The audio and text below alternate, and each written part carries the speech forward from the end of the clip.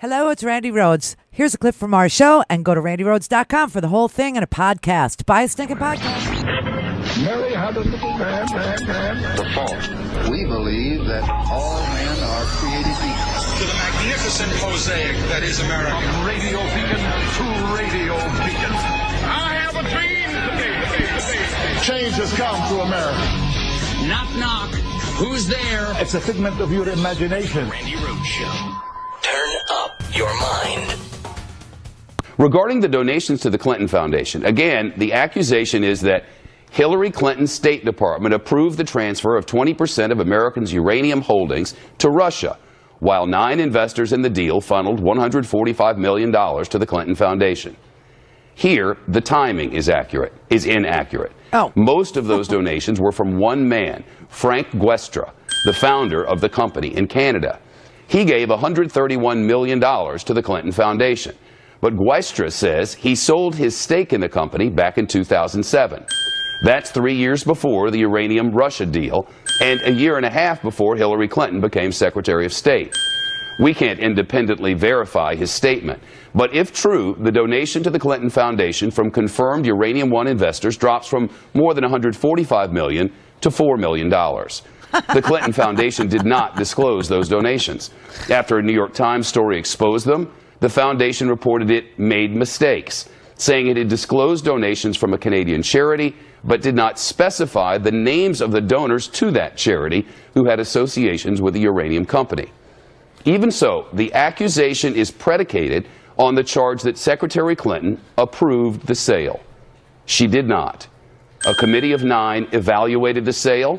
The president approved the sale. The Nuclear Regulatory Commission and others had to offer permits. None of the uranium was exported for use by the U.S. to Russia. And there you have it. And so when Shepard Smith actually told the truth and presented facts to the people, the bubble boys that watch Fox News, they all took to Twitter. I normally don't tune into Shep's Hour on Fox. Can't stand his bias. But today, while surfing channels, yeah, right. He caught my interest. In 3 minutes, he argued Hillary's defense, how she had nothing to do with Uranium One and how Trump had lied about it. He has to go. Who? Trump or Shep? You're not clear. Another one. You need to get that hack Shep news team out of Fox. He just made excuses for hashtag Crooked Hillary. He's clearly a double agent. Shep Smith just gave his opinion of Crooked Hillary on the uranium scandal. Totally lied. Misrepresented every fact. Get rid of him. He is a shill for Hillary on most gays are. I don't know if that's a typo or if this man is a homophobe. I don't know if he meant as most guys are or gays are. Does not have the integrity to be on Fox. Integrity and Fox in the same sentence. Oh, how we laughed. Here's another. Did anyone watch Shep Smith just explain how Hillary had nothing to do with uranium deal? Question mark, question mark, question mark. What a joke, Fox News! Exclamation point. Send him to CNN. Is Shep Smith Hillary's attorney or what? Geez, he has to be on her payroll. Or he's drank a gallon of her Kool-Aid today. Sickening. He's got Uranium One all figured out. And Hillary is blameless. He needs to go to CNN or MSNBC. ASAP! Shep News, liberal Hillary, kiss ass. Hey, Shep, just go to MSNBC. You know exactly why the 145 mil went to CF. Your little twist is BS. By the way, time to come out of the closet.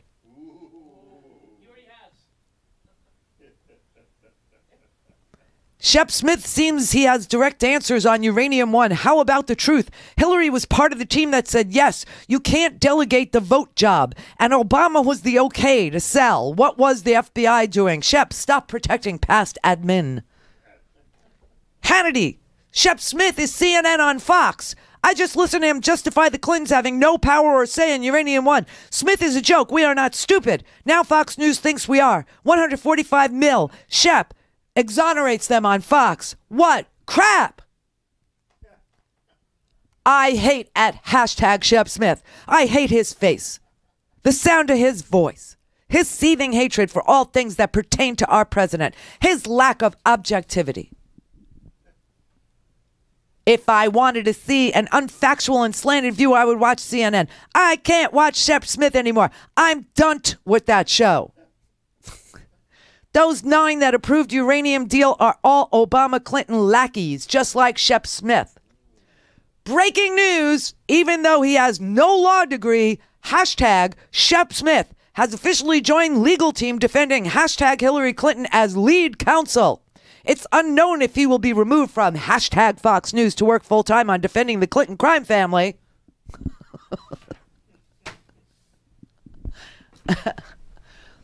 She wasn't Secretary of State when the donation was made, and he, Gustra, didn't own any shares in Uranium One when he donated to the Clinton Foundation. Also, 9 agencies plus the Atomic Energy Agency oversaw the recommendations, and only Obama could say yes or no, and he said yes, provided that none of the uranium ever leave the United States, and it doesn't. But these facts, it's like these people are fact proof. They have fact proof their lives. You know, like you child proof your house, you bulletproof, school windows now. Sad commentary, but they have fact proof their lives. It is just so sad. This is what propaganda does. This is what it does. Jordan in Albuquerque, New Mexico. Hi, Randy. First-time caller. Oh, first wow. time, long time. Can't believe I finally got my cherry pop. 2 quick comments, and hopefully I can sneak a question in, too. So, wait. Fox News viewers now will stop tuning to Fox if they start reporting the facts? Yes. Let's continue reporting the facts. I wish it would become an epidemic there, but it never will. The second part I wanted to comment on briefly was, what kind of crazy world are we living in where a man could be elected to a judgeship and start making decisions on cases, but the local mall recognizes him as a threat and is no longer allowing him in there? And so my follow-up question to that, and I'm wondering, has anybody looked at Roy Moore's decisions on cases against domestic violence, against women's assault, or any type of women's issues, and how he's ruled on those? I did look at one case of the rape of a 4-year-old, and that case was a 17-year-old boy had raped a 4-year-old, and Roy Moore was the only dissenting opinion because the court convicted, an appeals court overturned, saying that the guy, the 17-year-old, was also a minor. And that the 4-year-old did not have an expectation of violence. Okay, I don't know. Oh, my gosh. I know. And so the appeals court overturned it. It went to the Supreme Court of Alabama. The entire Supreme Court of Alabama said, are you freaking kidding me? Of course he raped this 4-year-old, and this 4-year-old had an expectation of violence. But the only dissent in the Supreme Court situation was Roy Moore. He said no. He did not believe that the 4-year-old had an expectation of violence and that the 17-year-old should not go to jail for that. Well, thank you very much for your time. I appreciate it. And it sounds like you're, as always, spot on. And I really appreciate you enlightening the rest of us. Thank you. Thank you, Jordan. All right, Vicky in Lake Worth. Hello. Hello, Randy. Hi, Vicky. Hi, I'm a long-time listener from the IOT days. And I just wanted to let you know that I am a psychiatric nurse here in Florida. I've been a nurse for many years.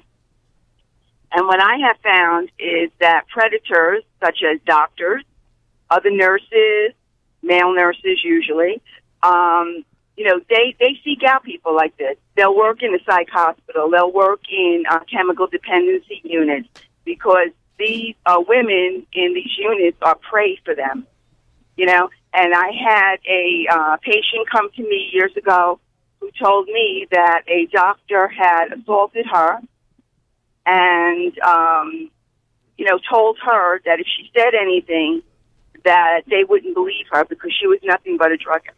Right.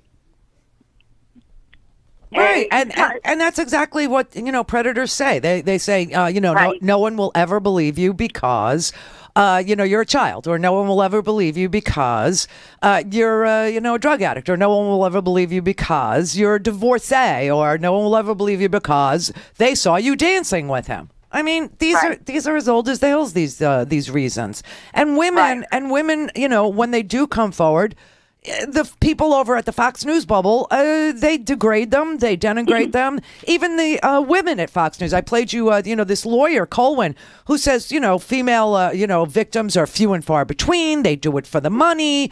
Got Laura Ingraham last night. She's saying, hey, you can't blame the congressman. I mean, these are these old guys. And then all of a sudden, these young chicks, she called them, they're all over Congress. And what are they supposed to do? And if, they make harassment laws or they make them, answer for their behavior, then, they won't enjoy their jobs anymore. I swear. Right. I mean, so you have fellow women doing it to other women. Right. And when I dealt with this, we did bring it forward to our administrator of the hospital. And, of course, they were all men. And they looked at me at first, and I was like, I don't know what these people are going to do. But I told them, I said, if you don't do the right thing and report this guy to the state board and get him out of here, I'm letting you know now that I'm going to do it, and we're going to take this to the newspaper, and I'll tell you, they did step up, they did do the right thing, and I get all emotional with this. But I really feel as nurses that we need to take care of our patients. We're patient advocates. We need to do that. Oh, don't cry. You did a good thing. You did a really good thing. Be very, very, very proud because you were strong. And, it's so interesting that doctors, anybody with an association, okay? Doctors protect doctors, police officers protect police officers, even when they know they got a bad apple working with them. Lawyers protect lawyers, pastors protect pastors, priests protect priests. Right. We're up against a unified front a good deal of the time. So what you did was amazing, and that you got a result for a patient. Don't cry. Don't cry unless they're tears of joy, because what you did was awesome. I know, but I just feel that out there's so many victims. Yes, there are. You know it. I know it. We all know it. The only one who doesn't know it is Laura Ingraham. But listen, you did a great thing, Vicki, and I'm glad you're my neighbor. Thank you. Thank you. Bye. Bye. Yeah, she's in. She lives in the same town I do. I don't know her, but she lives in the same town. So just to leave the proper taste in your mouth, this was Laura Ingraham last night. What is really going on here, though? Like, what is it just the usual stuff where you get into a position of power? Maybe you were kind of a geeky guy in high school or college. Right. You didn't really have a lot of chicks, and then you get to Capitol Hill, it's all these 22-year-old gals running around, and this is nothing new. I mean, I remember being in the White House elevator during the Reagan administration, right. And Strom Thurmond made a few interesting comments to me, and that, I was 22 years old, and I just was like laughing at it. It's not a big deal, but you also don't want to chill the workplace either. That's another thing I am a little bit worried about here, where you can't even say to someone, oh, you look great, nice dress. Like, people are afraid. Really? I know now men who are afraid to have any interaction at any time with a woman alone, right. Because 10 years later, even if you didn't do anything, you can be accused of something. Then where do you go to defend yourself? You can't defend yourself. So we have to look at the other side here as well and not make it so sterile and antiseptic a workplace that no one even enjoys the job. You're so afraid of saying anything. Oh, Laura, have another glass of wine. Strom Thurmond did really, this is so... Women are literally throwing women under the bus. This attorney, this Colwyn, Mercedes Colwyn, tells Sean Hannity women do it for the money. Laura Ingraham goes on Fox News and says, men aren't going to enjoy the workplace anymore. I mean, you can't even tell somebody that's a nice dress. Really? I think men know the difference between saying, that's a nice dress, or you look great today, from grabbing your ass. And if they don't, they shouldn't be serving in Congress. I think men know the difference between a 14-year-old or even a 16-year-old who's struggling to get out of the car while you're pushing her head down on your dick.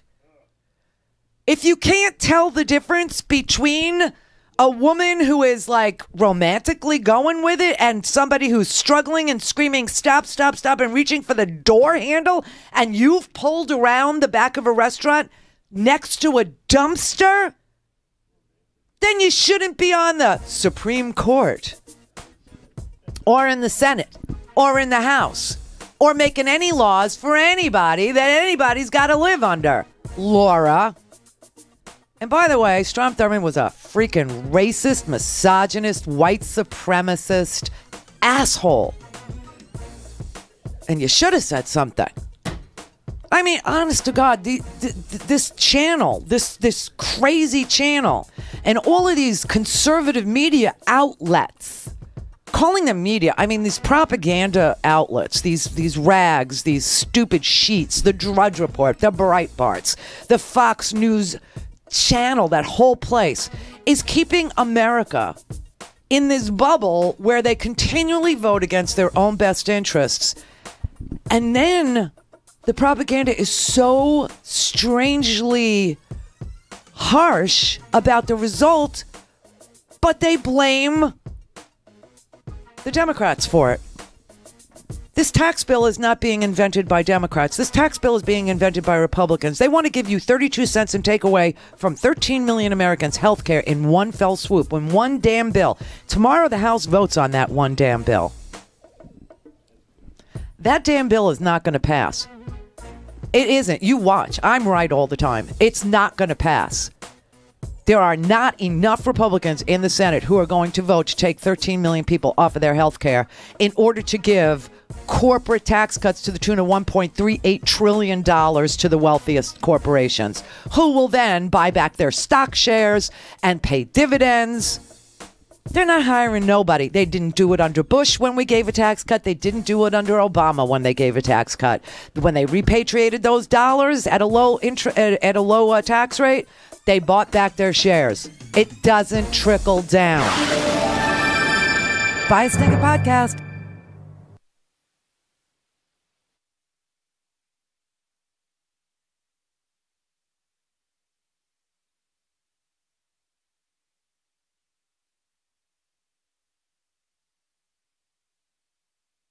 Go to randyrhodes.com for the whole thing and a podcast. Buy a stinking podcast.